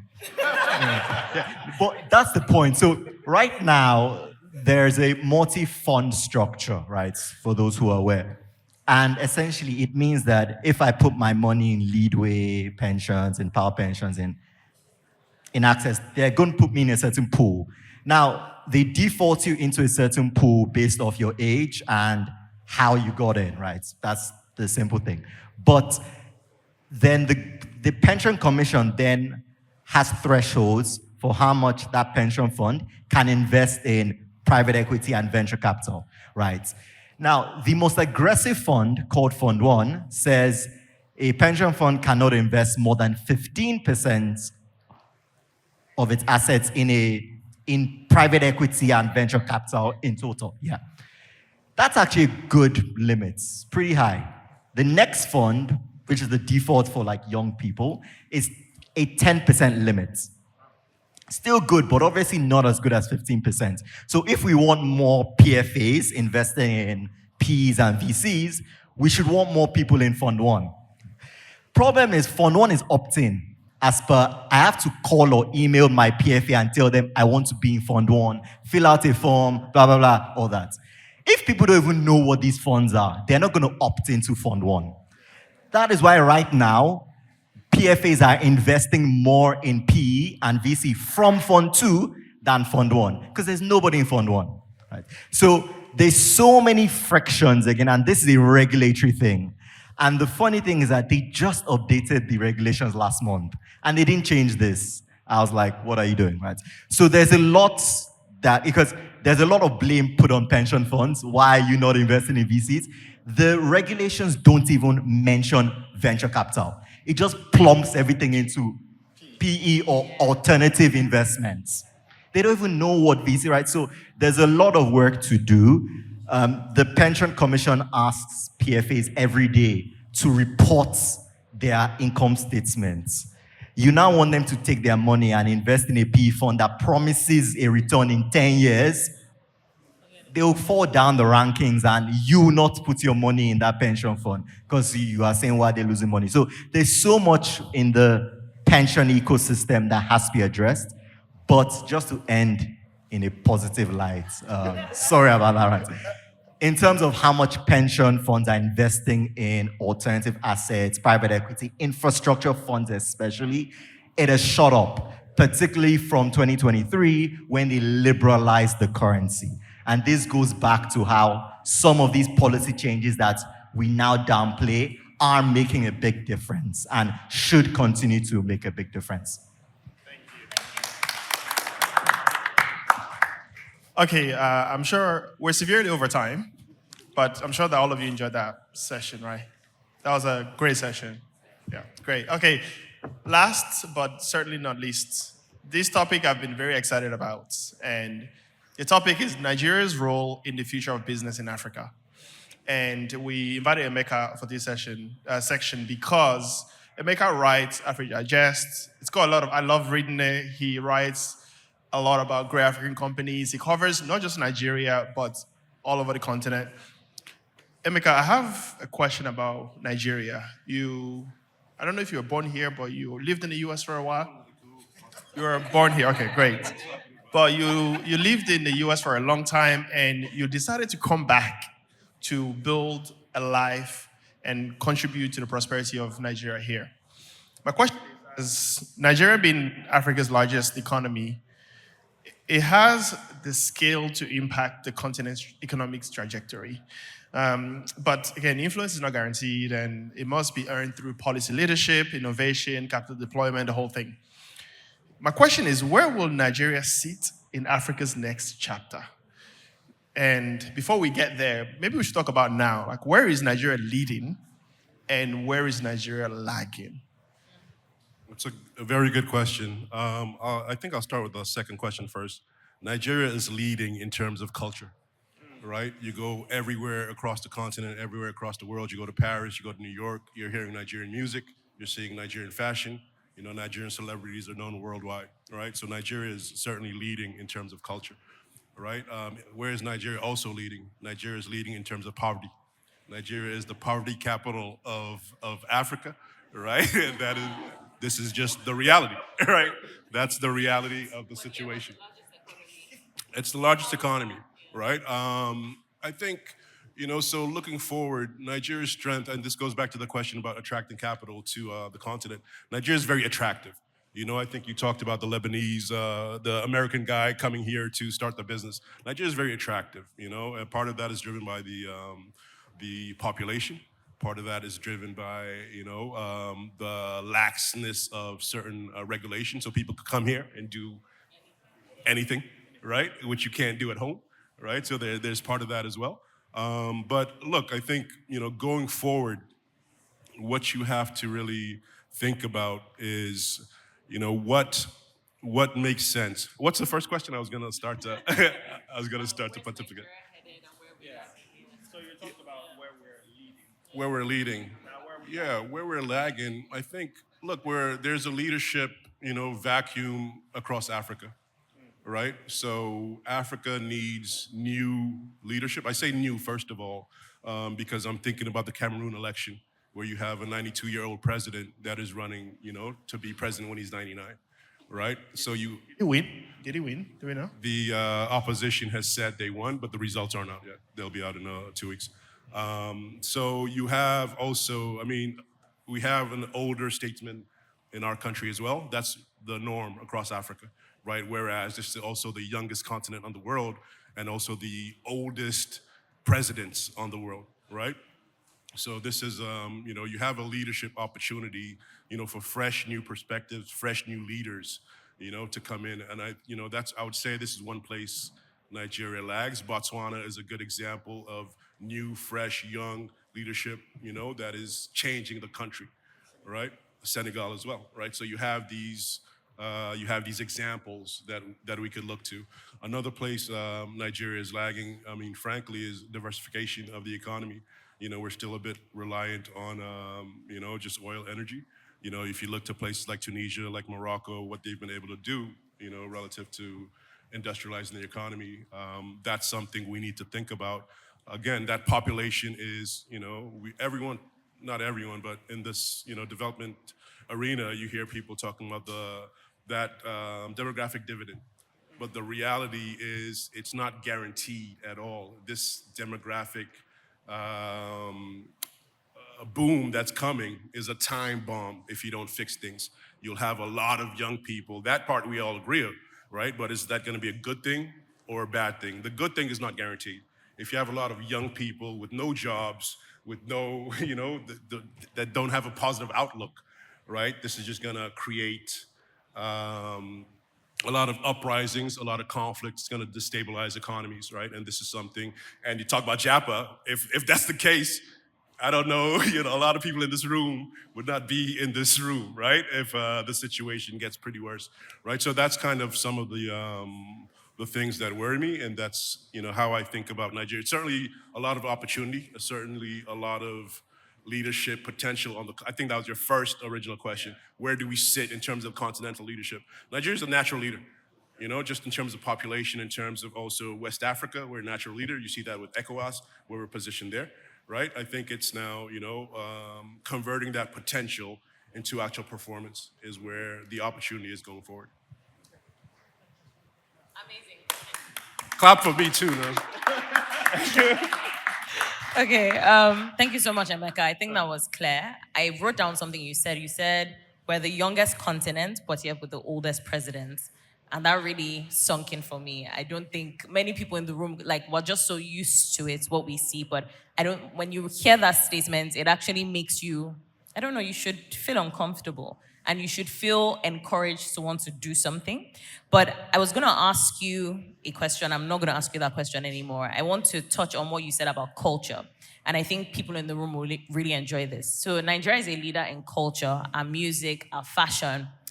As someone who is a strategic advisor, you've worked with many businesses, Konga, Uber, Gozem as well, which is a super app. And we'll talk more about super apps briefly. With culture, what could people in the room do to start a business beyond music? So because we're leading in culture, can we use food as an example? of people to get into food businesses in a way that we can export our food. And what I mean by that is when people from abroad come in, the first thing's like, oh my God, your jollof rice, whatever. But I don't think I'm seeing enough of that visibility abroad. And I'll be very specific. When you go, if I go to England tomorrow and I go to M&S, I'm going to go for M&S snacks. They're things that I literally miss and look forward to in terms of being back in that country when I was in school. It's specific things. When people are coming here in December, there should be specific things, whether it's real fruits, you know, the fruit in the pack by the lady. Oh, what can we do for someone who is in the food business or hospitality business? How can we use culture as a segue to export more visibility? Does that make sense? It does make sense, and I think it's a great. I'm glad you did mention food as the example because I think outside of my interests are tech, right? But if I say where are some investment opportunities in Africa, I think agribusiness is an obvious one, which is huge, right? Even within Africa, and to your point, exporting it, right? So there's a big opportunity now as things are becoming more formal. You go to formal retail, right? Spars and other supermarkets, all these brands that you see now that didn't exist. Right? You have branded yogurt, branded nuts, branded everything locally made. Granola, there's local granola I love now, right? That, just didn't exist. So these are opportunity spices, right? There are opportunities to create a real fruit you mentioned, to create these brands that don't exist when people come back, they can take it back with them, and real fruit is now exporting as well, right? I think there's a brand, there's a grain called fonio. I don't know if you guys are familiar with fonio. Who knows right? fonio? Sorry, I just have to. You guys, you need to get on it. Go to Hartley supermarket. It's just everywhere. Like it's the best thing. Sorry. Right? Okay, moving on. Sorry. So this is from Africa. I forget exactly which Can you countries. speak more? I want I forget exactly which countries, but this brand called Fonio is in Africa. And relative to Fonio to the US, I forget the guy. I want to say it's an Ethiopian guy, but I forget the guy. There's a famous chef in New York, right? I think so. Yeah. So it's exactly what you say. You go to the U.S. and it's about these narratives you're crafting, right? That hey, this is high quality, premium made. I think there's a hunger, especially from diaspora communities and people that want to connect to the diaspora and connect to the homeland. Of okay, if this is what's happening, I want to be. I'm listening to your music. I'm watching your movies. What else can I tap into to get a sense of home? Right, so I think there's a big opportunity there. I mean, this is something, I'll give this out for free because I think it's a huge opportunity actually locally, and I'd love to see people pursuing it in Nigeria. If you look at Nigeria, there's some breakfast foods that are eaten in the north of the country that are cheap, throwaway foods here. Things like sorghum, things like millet, very cheap, we don't think about them. If you look at the world, sorghum and millet are superfoods. These are superfoods, people are saying these are some of the healthiest things on earth we need to eat. Right? But nobody, I haven't seen anybody, at least probably somebody's doing it, is now say, okay, can we start to productize this, tell that story? Fonio is a superfood too, that grain, but we have sorghum and millet that are not even considered, not valued locally, right? But there's an opportunity to take this, put a narrative around that, and then sell it to the market. And I think that importance, Michael, you mentioned storytelling. Look, I think we undervalue storytelling. Right? Me coming back to this side of the world is a product of storytelling as well. I was in grad school in 2010. That McKinsey Lines of Africa report came out shortly after, maybe 14, 16 months, was the Economist cover, Africa Rising. Shortly after that, the Time cover, Africa Rising. Shortly after that, Iroko is raising a lot of money, Jumi is raising a lot of money, Paga is raising money. I'm interested in tech. What is happening? What is happening in Africa? Let me go back and see myself. So this is that kind of narrative opportunity that people worldwide are paying attention to. I think a lot of people want to support a lot of things happening, but do you give them the opportunity to? And that's where, this kind of, I don't think a lot of things need to be done. It's kind of saying, if you throw that narrative out there credibly, especially in a way that, you're not sacrificing quality, you're in fact saying, okay, I mean, in the example of millet sorghum, it's actually a superfood, better for you, and it's coming from, the birthplace of civilization. I think you could now start to see people buying into that. Amazing. Thank you. Michael and Thank you so much for that. And just something very quick on the question of, what can people do food etc. I think just being real, right now, music, fashion from Nigeria is sexy, right? If you're doing something there, it's cool. 20 years ago, it wasn't, right? The guys who were pioneering it were laughed at, like, what are you doing? There's no money there, etc. If you're looking to do the sexy thing now, you're not like, no, right? So you need to be going into the areas that frankly aren't cool, like what he said. Sports is a big one. There's so much potential in sports. I know a few people who are investing now in different ways or building things in sports, football, and so on. Those guys now look a bit crazy. People are like, where's the money? What are you doing? In 20 years, we're going to be talking about how, oh, sports is big. And they're the guys who started the work early, and it is painful. It's not sexy. It's not fun. There's probably not that much money now, but that's how these things start. And it's just an important thing because anybody that builds something great will tell you in their real moments, look, first few years, it was bloody hard, right? And I think sometimes when we're trying to get into something, we are not ready for those hard days, right? We want the quick win, and you're not going to get it in this area. That's my view, at least. I just wanted to double down on what Emeka and Michael have just said. I was talking about the future of trade and where a lot of that is tending towards near term. A couple years ago, we used to say when we were going out to raise funding, how much Afrobeats had reshaped the risk perception of investors we spoke to and their perception of the continent, and it's real. One thing I wanted to highlight again, just another tip for what to pay attention to. 11 months ago, a year ago now, Nigeria bid to host the largest intra-African trade fair, Creative Africa Nexus and IATF. Surprise, we won it. And in 2026, we're going to be hosting CanEx in Lagos. And that's big for everyone in the creative space. It means film, it means music, it means fashion, it means gastronomy, it means sports, it means tech and entertainment and art, most importantly, art and heritage. And so it's a huge opportunity for everyone here to start thinking about how to position themselves, if that's your space, not pander to the space, but if that's your space, thinking about how to position yourself for that. And it's 2 years in a row. So first year is CanEx. The second year is the bigger trade fair, which also has CanEx in it. So it's a huge opportunity for Nigeria and will bring a lot of visibility and leadership. It's the first time it's going to be hosted in West Africa, maybe the second time in Sub-Saharan Africa. So it's a great opportunity for everyone here to plug into.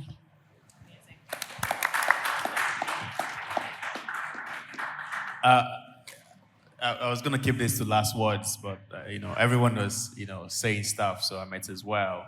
And I'll put on my philosophy cap, which at some point when I retire, I'll probably spend most of my time doing that. There are a couple of things that have been said the past couple of minutes. Number one is we've said we have the youngest population, we have the oldest presidents. We have Nigeria, 240 million people today. We're going to have 500 million people soon, guys. 500 million people, same country, same land. And I think we don't ask this question and reflect about this enough. The reality is that you have two options. It's either you're here or you're not here if it goes bad. Simple. Unfortunately for us, we do not have a culture that is singular in nature. We have a culture that is communal. So it means that even if you and your immediate family leaves, the people you love, the people you care about are going to be here. I was talking to a friend recently, and he said, we need to perhaps make a different decision in terms of what is priority to us. Today, a lot of us, the priority to us and the way we communicate and go about things is we think about things from a right perspective. I have a right to the government to build a road for me. I have a right to the government to do this. I have a right for the government to do this. And the reality is, I feel like it's delusional. We're being very delusional, right? I say this, you say the government, anything that you think the government isn't doing well, right? Especially outside of Lagos. Go, there's a agency responsible. Number one, we don't work with a lot of data in Nigeria, by the way. A lot of the things is just sentimental. But let's say there's something that is wrong. Maybe it's your plumbing infrastructure or your water. Do you know the agency responsible? Number one, in many instances, the answer is no. Have you ever been to the office? Number two, the answer is no. What is happening today is that we are waiting and we're essentially complaining and saying, this government entity needs to fix something. I don't disagree with you. You know, there can be a conversation about it. My thing is, walk into the office of the entity that you want to fix that thing for you. And if you see anybody there, number one, if you see anybody there, have a conversation with that person and come back and tell me whether that institution in the capacity and the state that it is today has the capacity and the competence required to create the service you want that you go to the UK and you go to Dubai for. So don't worry about why not. It's not a question of why not. It's a simple question of reality. It's a question of what exists today. There are two things that we can do. We can either continue to do the things that our parents did and the generations before us have done, and they did their best. And we can continue to wait for our rights. Or we can switch to the part of responsibility, which is the harder part. And the part of responsibility is the path that the country is your country. Say, yes, it's nice to go out and all of that. I don't know about you guys, but I prefer being here, right? And if the country is our country, is then a question of what is the responsibility there?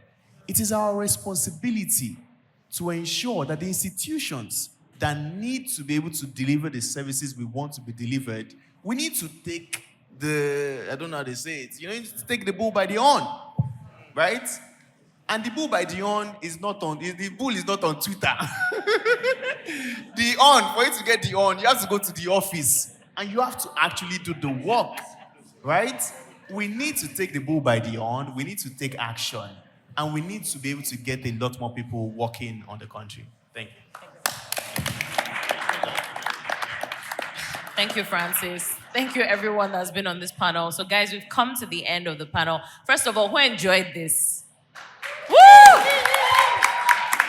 Great. The panelists are just brilliant minds. Me, myself, I've learned so much. But unfortunately, there'll be a second edition. We have to close the panel. We will do Q&A because I'm sure a lot of you have questions. You can challenge something someone said, of course, respectfully. But firstly, I'll do the Q&A, then we'll close it off officially. Okay, so Galia and Ike, or someone from TSMP Galia, and maybe Temilola or Zainab from HoaQ. Can you just go around the room for questions? So we'll take 2 questions, if that's okay. Don't limit them. Okay, so you know what? Let's just go with who has questions. Let's see the hands up and then. Okay, Kolapo has a question. The gentleman over there first. So it'd also be great if you can perhaps direct the question to one of our speakers. And keep it to one question, and also speakers, please keep your answer, concise and precise, exactly. All right, okay, who wants to go first? I think Kolapo is going first. Okay. All right, also. Kolapo, you can stand up. Yeah. Who has can the we mic? have a microphone? Yeah. Yeah, thank you. Hi, this is directed to Francis. So, you said... Sorry, do you want to just quickly introduce yourself, please? Sorry. I'm Koakbo, I export commodities. And I just came with my tech friends who said it will be interesting to hear about macro. So, yeah, I came. With regards to Francis and what you said about entitlements and rights and whatnot, I think, we were talking about friction earlier. What is the government doing to actually explain to the Nigerian citizenry, right, what the function of government actually is and how government works? Because I feel like a lot of people don't know the basic things. You were talking about agencies and whatnot. Nigerians, if you're angry, you can recall your senator. You can recall your House of Rep. If they are not doing what they're supposed to be doing, you can do it. It's possible. But nobody wants to do the work. So I think that government, just to remove the anger that isn't useful, government should also have like a bit of like a Q&A to let people understand, okay, this is the function we actually do. There's no morality in it. This is what we're supposed to do. And then everything else goes down to like the citizens, their part, the businesses, and it's broken down. So it's not everything federal government, state government. There are people that are hiding in between that are creating so much friction, but everything is directed towards one faceless entity. So what is government doing to explain government, basically?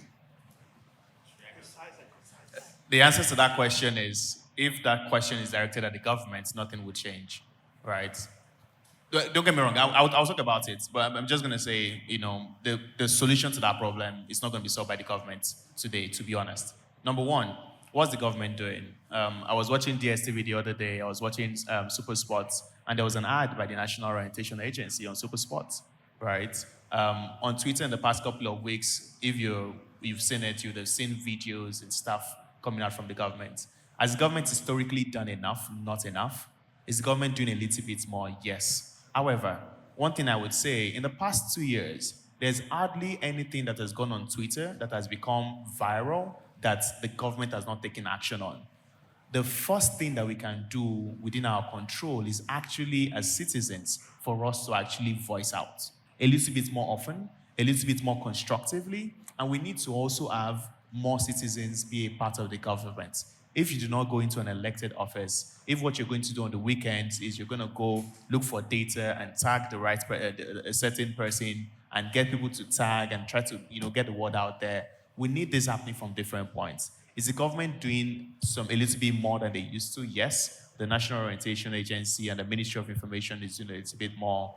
The ministers, media aides, the president media aides, they're all doing a little bit more. We need to put pressure on them, but we also need to do on the other side, which is we need to actually go and mention things, because when you mention things, nobody actually likes to get tagged because everybody's online and nobody wants to see a bad thing being said, right? So let us do that. And what's going to happen is that you're going to see a lot more of these things happen. So it's a little bit of a two-sided street. Thanks. Thank you, Francis. Next question, please. Sorry, who has the mic? It's the lady in pink here. Good evening, everyone. Let's stand up. Okay. Good evening, everyone. I'm super glad I came here today. So basically, my name is Kaka, and I own a PR agency, but I also own a Nigerian coffee brand. So a lot of certain conversations here has spoken to me, basically. But so my agency was 5 years old last month, and then I looked at it, what's the future of PR and communications, basically. I was like, something is missing in Nigeria, that's data. It trickles down to probably everything, right? And then I started looking at, in the global economy or the global marketing, influencer marketing, I don't want to go into deep dive, but then in context of tech spaces. So in PR and marketing, we do a lot of things based off of vibes and inshallah, basically, because we don't use data to back up certain strategies and stuff. So in terms of building, so I looked at it and then we worked with a data analyst to sort of bring certain things to life. I'm coming to that. But in the tech spaces and in terms of funding for that, so marketing tech is something new in general, but I think we need it because at the end of the day, in the grand scheme of things, marketing and branding rules our lives down to the government, right? What opportunities are open for that space? It's very niche, but it's very important. And it's something that we should be able to export because a lot of brands, beauty, fashion, we're exporting a lot of those. But then once a Nigerian brand has sort of gone global, they forget social media is not everything because a lot of them also go into debt in terms of trying to retail. So if we have data to back that up, how will that ecosystem just not be on the face and surface level and go in depth into the economy as a whole? I hope I'm communicating properly. No, who's your question for? Everybody, because everybody has sort of touched on something. Yes. And then the last thing is we talk about a lot of policies and things. I am an average Nigerian. I consume a lot of information online. And a lot of my hypothesis just comes from research and trying to understand what is going globally, right? So a lot of the policies that are spoken here in terms of government, an average Nigerian do not have access to those information. So there are a couple of things. I started my coffee brand based on the fact that I love the smell, and I grew to know that, oh, we actually grow coffee in Nigeria, basically. So all of this information, I came here because I don't know what my next steps is. My brain is filled with ideas, but how do I bring these ideas to life in the context at which I want it to be? That's why I was like, it's for everybody, because everybody has sort of touched on something, but who can answer that question best? So, apologies, please. What's the question? Sorry, but I understand what you're saying, but I didn't hear the specific question. So it's in three things. In terms of marketing tech, so in terms of funding and other areas. So we talk about fintech, we talk about agri, but then this is something new in the ecosystem. How can we, who are thinking of something, get access to funding for that? And then in terms of communication from the government, how can the average Nigerian have access to information based off of data and policies? Yeah, I wanted to just speak to the first question. I think, you're very well suited for the second and third. But the first question in terms of marketing tech, I wouldn't say it's new to Nigeria at all, right? So I don't know if you know Terragon, but Elo and the company Terragon is a mobile marketing tech company, and it's, founded in 2009, I think 2008. So it's not really a new thing in the context of certainly Nigeria and Africa as well. But it's not a big thing, to your point, right? It's not a big sector. But the reason I wanted to answer this question is, look, I think there's a lot of interesting things happening in marketing tech in Africa relative to AI too. I was at Moonshot talking to a lot of startups, and I saw more than one startup that was basically using AI to do social media marketing. How can we automate, learn a brand's voice and now automate that entire content production calendar for the brand, right? So that's the kind of thing I think people are starting to look at. If you want to do, if you're in the PR space, I think it behooves you to really start to look at AI, because, traditional PR, in my view, is starting to, the value of paying somebody to do some of that is coming down every day, right? So how can you start to offer additional value? So I'll be brief. So my very simple answer to that is, how can you infuse automation and AI, go to brands and say, instead of just offering distribution, which is what a lot of PR firms do, we'll distribute your press release, and that's our PR offer. It's okay, can we do more than that? Can we either lean into the actual automation wave that's happening, or go against that and start to personalize? Or, our PR offering is coming to your office, doing a video, cutting your staff, and so that now we have real raw data that you can't really replicate. ChatGPT can't do certain things. So I think it's kind of deciding which path you want to go in terms of differentiation. Sorry. Yeah, thanks. She didn't, is that okay, Michael? Just to add on, I think what Emeka said, you should really take that seriously, the AI advice, because if you can make AI part of your business, you can also help your business scale, and that will help you if you're looking for funding. So part of your question was also where, because it's a niche area, where would you look for funding? I think you should look at the accelerators. You should look at the CC Hub programs, Growth Africa programs. What is the accelerator? Accelerate Africa. You can look at Seed Stars programs. Chocolate City. $1 million creative fund. So ChatGPT is your friend. I think we are so blessed in this era that any question you have, you can ask ChatGPT. And then just be relentless and persistent in making sure you get, the attention of the people giving the funding. Michael, data.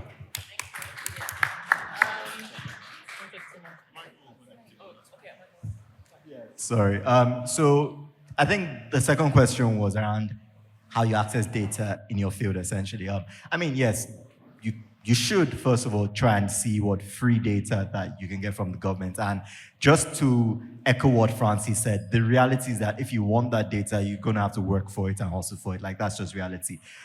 Ministries, government agencies, public entities are sitting on data that they don't even realize they're sitting on it. the best you could, or the least you can do is try and get it from them. No guarantees, but try and get it from them, right? Zeph mentioned that we did the first local real-time election results site. Initially, we tried to get data from INEC, right? You can imagine how fun that was, right? But, we did actually get some data from them.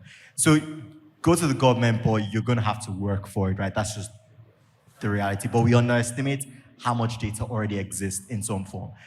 Second thing, though, is you need to realize that you then need to look at the private sector and it's going to cost you some way. It's either going to cost you time because you become the data points through experience, or it's going to cost you some money, right? So you need to have take a step back and actually ask yourself, how valuable is this data, right? Because I'll just use a quick example to illustrate that. There's two sort of big types of private investors here, VCs and private equity. When a VC fund wants to invest in your business, they do a bit of DD, right? Due diligence. They ask a few things, they check a few things, market size, is your market big enough? They'll spend maybe $2,000 to $5,000 on that due diligence because they're giving you $2 million, right? And honestly, half the time, they will not be surprised if you fail, right? That's the VC model. So they don't place as much value on data because it's not so useful to them. If you give it to them for free, they'll use it. A private equity firm could invest $100 million in one company.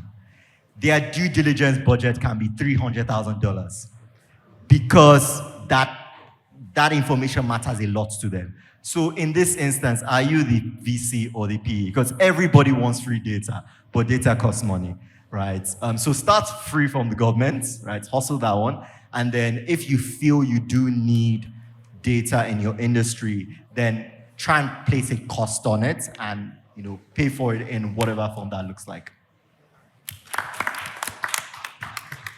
So,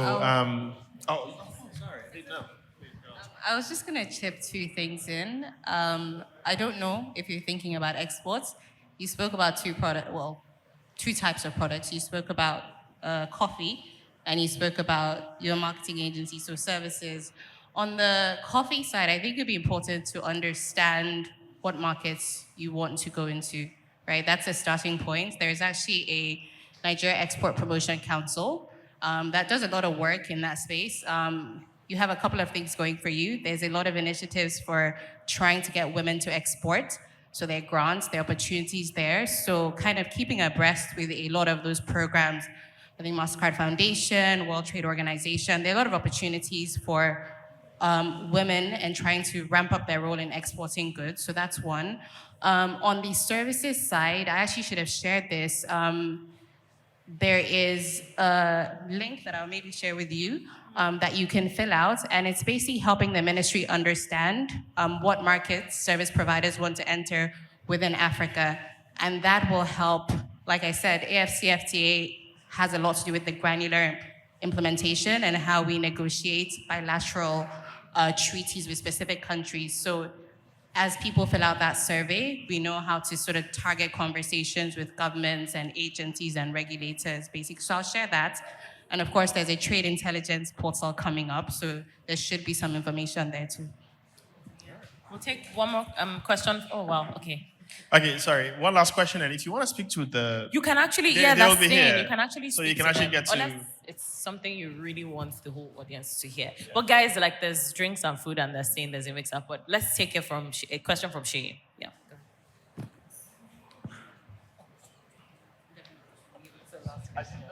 Hi, good evening, everyone. Fantastic panel, I think. Round of applause, because this was a really good. For me, I believe I'm an industrialist.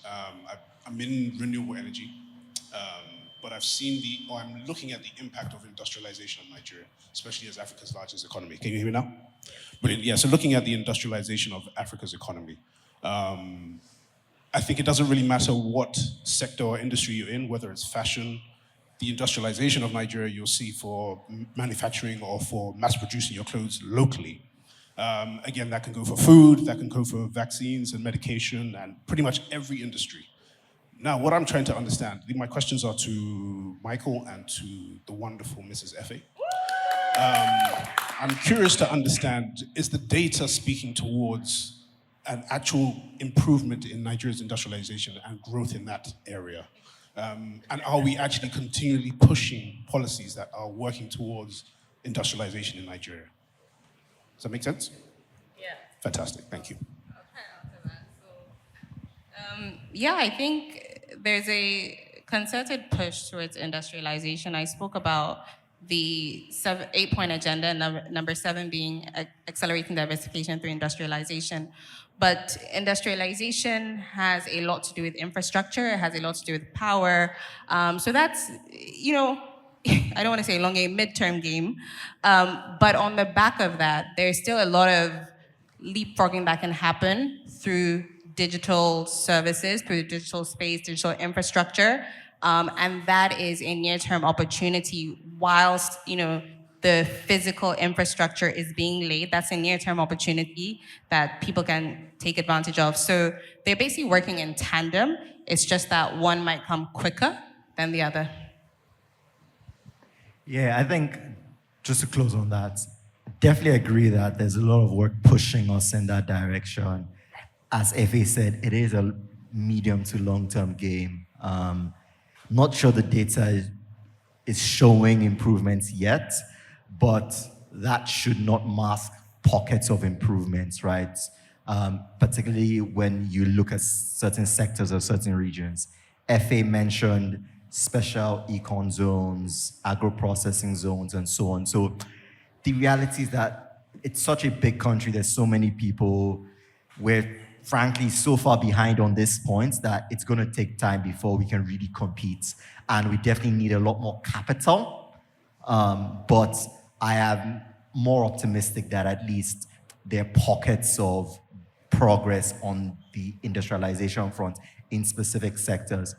I think what we could do better is be more intentional about which sectors we actually believe in for industrialization, right? I think most countries who have chased down this path, they picked winners. And there's a school of thought that says, oh, now you shouldn't do so, but I don't see evidence of that, right? So I think if the government is more intentional about seeing how they can direct capital to the future winners, then the money and funding and policy and stuff that we have can go to the most productive use, as opposed to trying to achieve a broad-based industrialization that actually may never happen, and even if it does, could take a long time.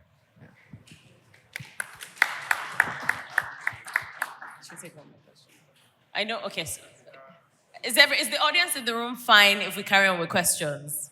Like one more. Okay, fine. Some people are like, God, get me out of yeah. here. Okay. Yeah, okay. So let's do Mary. Yeah? Okay, yes, that makes sense. Okay, guys, the question has to be quick and the answers on the panelists have to be very quick. So Mary, your question, and then your question as well. So after Mary, then ask your question, they'll write it down and then we'll finish. Yeah, and someone at the back. Yeah. No. Okay, fine. Just two of them. We'll close. So, hi. Good evening, everyone. I'm Mary Otuka. I'm head sales and marketing for First Electric, a company that is into renewable energy, and we provide energy access for both urban and rural residents. So basically, I want to say two things that I want to get off my chest. One is the idea that the upfront cost of solar is a huge factor. That's an excuse. Because the real thing is that most Nigerians do not like to spend extra bucks, right? And they don't understand the time value of money. Now we have finance institutions that are willing to finance solar systems. Low interest rate as low as 9%, 15%. I mean, you can actually do something. We're actually having some strategic conversation on providing power for real estate developers and all of that. So it's something that we have to actually talk to ourselves. It's easy for me to go and buy a parfait, 5K. But it's not easy for me to save that 5K for me to get solar. I mean, it doesn't really make sense, right? We have to actually talk to ourselves and realize that power is something that we really need, both for our businesses, at home. I mean, if the place is dark and I'm feeling tired and the light just comes on, I just want to do so many things at the same time. So I just wanted to get that off my chest. Let's stop telling ourselves the excuse of upfront cost. Get solar, please. Thank you. Then for Francis, great work you're doing. So when you talked about someone selling paint buckets, I also manage my late husband's business. We do mural works and artworks and all of that, and we get to use paint. So for paint bucket, the first thing that came to mind when you talked about it was circular economy. So I'm thinking recycling. I'm thinking let's do some partnership. I understand that you're having issues with some companies and all of that, but I'll give you an example. When you're talking about it, it's like the experience I had with an online vendor. Okay, it's like she's ready to fight because all these customers, they have plenty issues. So I had to calm her. I said, it's not every customer that is after your life.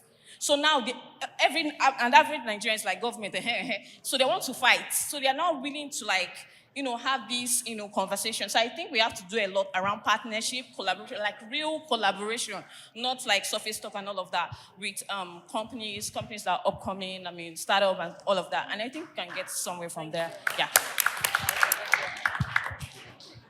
Okay, hi everybody. My name is Mayowa. I'm from an organization called Femball Group. We do shipping and logistics. So I have one question, one pitch, and one clarification. No, don't worry. No.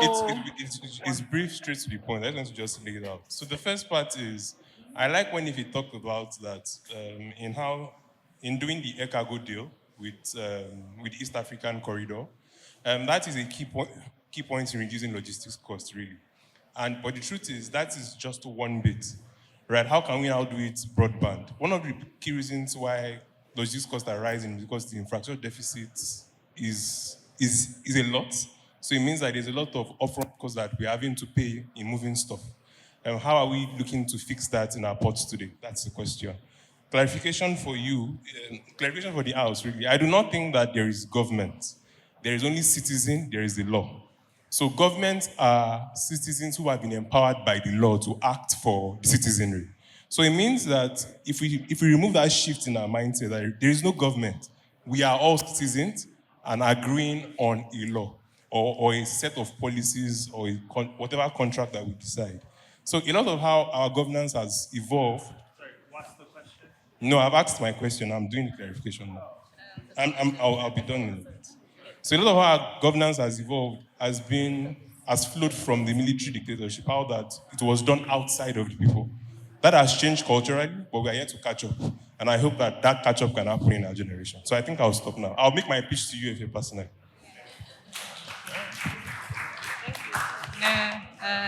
Thank you for that. So I think your question is valid, and I was kind of preempting it when you said it. There's a lot more work to be done in that space.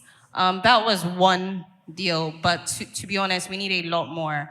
I will say it's a whole of government, whole of private sector, whole of everybody effort, right? So there are opportunities that the government can drive. So the Lagos-Calabar Coastal Highway, whatever people think of it, that is going to become a trade corridor. It's going to enable movement of goods by road from one side of the country to the other, right? So that's one.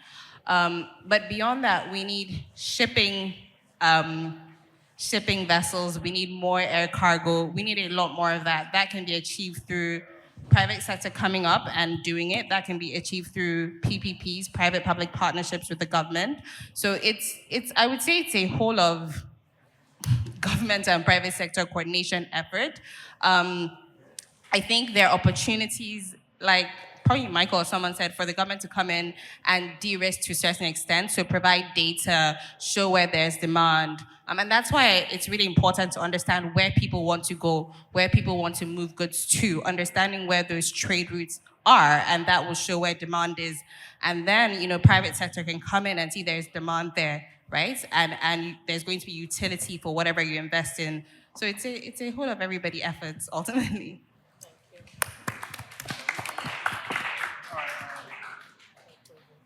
So it's 9 p.m. We're supposed to finish this at 7, so we're way over time.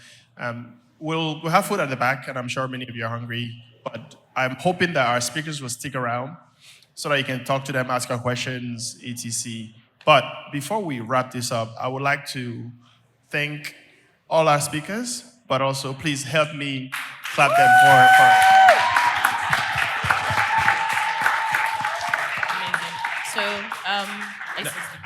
So thank you to all our brilliant speakers. You guys have been incredible. Thank you to the audience. I know it's a weekday and there's so much going on with the traffic and you came. Thank you for attending, participating. Please don't forget to follow our channels, share about what you heard, because I do believe that more conversations like this need to be told. The room is actually full subscription. And I also want to thank not just TSMP, but HoaQ's team and Joe. Like I said, we planned this event in literally 7 days. I'm not joking. And the power and beauty of collaboration is, I remember when Joe said, oh, I'm coming to Lagos, and I was like, yeah, but that's just not enough time. He literally was like, it's enough time.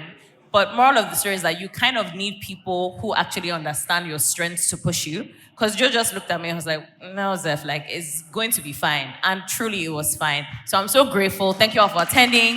Thank you, HoaQ. Thank you, TSMP. Thank you to our panelists. Because Joe wants to say something. Yeah, one last thing. Of course, TSMP team, amazing. That's like our WhatsApp group chat. I've never seen so many messages. But I think beyond that, I'm so glad that we did this. And I've worked with Zeph. We actually worked on the same team. And one thing that I love about Zeph is her dedication to excellence. And as you can see, I know she's giving me credit, but like, this is all Zeph. So please put your hands together for her.